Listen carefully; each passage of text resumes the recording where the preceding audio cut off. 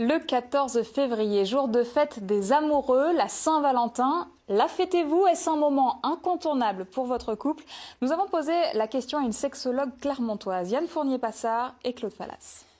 On s'est connus, on s'est reconnus, on s'est perdu de vue, on s'est reperdu de vue, on s'est retrouvés, on s'est réchauffés, puis on s'est séparés.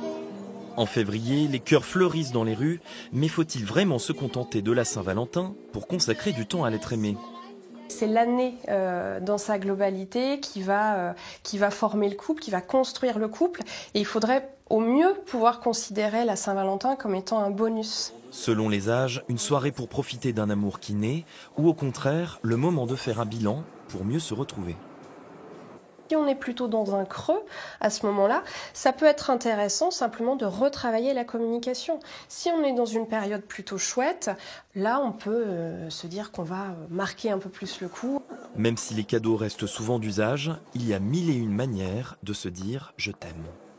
Oui, à un moment, on s'autorise à prendre le temps de revivre un moment à deux, de prendre un bain, de faire une balade, de pourquoi pas imaginer partir dans un temps certain en week-end, en vacances.